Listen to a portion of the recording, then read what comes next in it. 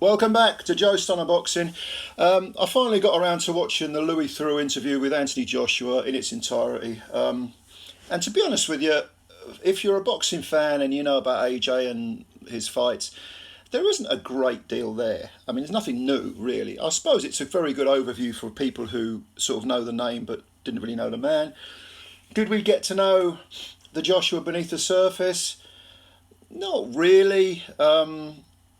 Louis Theroux has a way of kind of lulling you into a false sense of security because he comes across as being, quite geeky and dorky, but he does sort of quietly, sometimes without you realising, sort of prod and poke you, say things that he knows are going to get a good reaction out of you.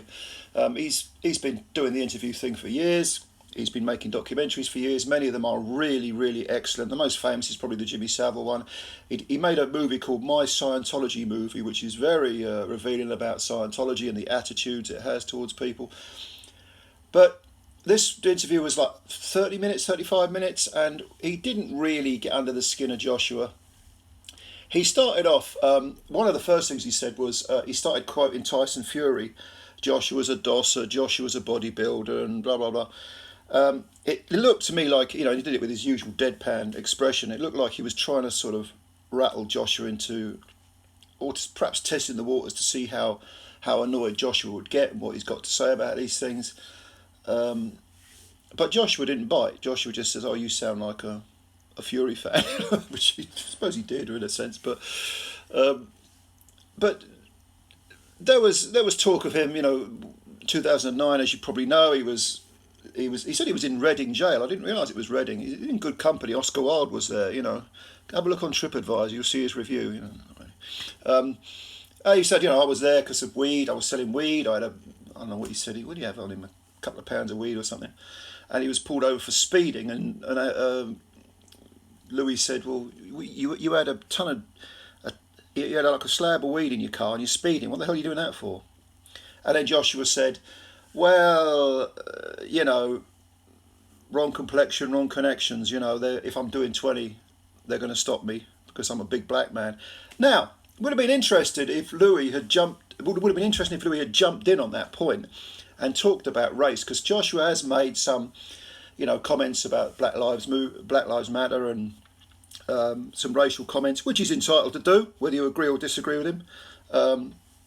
Those of a certain age, myself, who are roughly my age, will remember that when Britain was a much, much more racist country than it is now. And it's not perfect now, but in my lifetime, and I'm in my mid-50s, it has come quite a way to becoming more, should we say, less tolerant of racism. Most people don't want that crap in their lives, Most people want to just get on with everyone else. But the assumed narrative is better. Black people, Asian people. Well, when I was very, very young, black people were the target. And then when I got into my teenage years, Asian people were the target. And now it's, I don't know, someone else. It'll be someone else,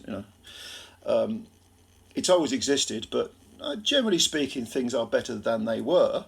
I say that as a white man, of course. Black people from certain areas might have a different view.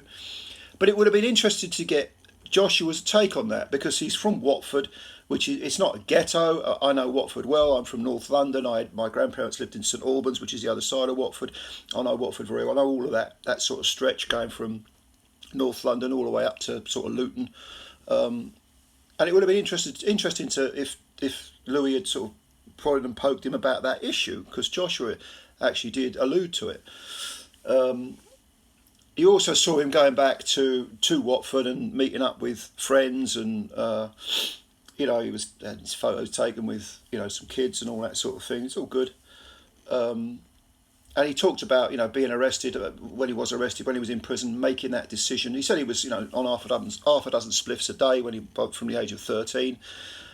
He'd have a smoke before he went to school, and he went down that path. And he said that I think it was Sean Murphy and Robert McCracken were the two people who sort of put a word in for him with the Olympic Committee to say, hang on a minute, this guy, he's made a mistake here, but we don't want to throw the baby out with the bathwater. This kid can turn his life around.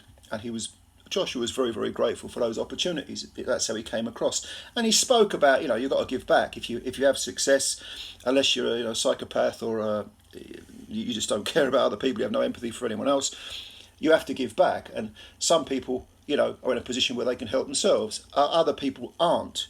So the ones that have managed to climb the ladder, who have been offered the chance to climb the ladder, need to give others a helping hand. That's stuff I basically agree with. But again, I suppose you have to say, well, 35 minutes long, how much of a deep dive could you do into a man's psyche because of that? Louis did allude to the fact that a lot of people, a lot of the social media and a lot of the critics, or wannabe critics, have made comments about his mentality, about how he doesn't seem to want to be a fighter anymore, that sort of thing. And again, Joshua answered it. Well, did he answer it, actually, come to think of it? He kind of not so much skirted around the issue, he just didn't seem to have an answer, put it that way, a comprehensive answer. And Louis could have perhaps explored that more. But again, 35 minutes, what are you going to do in 35 minutes? He's trying to cover all different bases.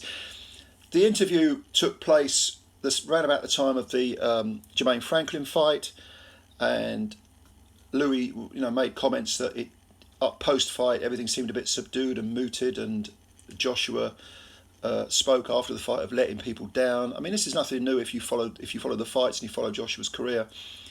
But again, Louis, if he'd had more time, could have probably gone into that and done a bit more digging. But I would say the interview is worth looking at. It's not particularly profound. It's not particularly deep, but it's okay. It's you might pick up stuff that you perhaps hadn't realised before. And yeah, I mean, this ain't that. I mean, Tyson Fury had the whole Netflix series on him, didn't he? At Home with the Furies, and that was probably far more insightful than this, because he had, what was it, 6 or 8 episodes, something like that. I don't know. Didn't watch them all, but I watched a few. But this is okay as an overview. So have you seen it? If you have seen it, leave your comments below. Tell me what you think. And yeah, just comment on how you think Louis did as an interviewer. What do you think Joshua said? What would you have liked to have seen Louis speak about, ask him about? Was there anything that was completely missed out?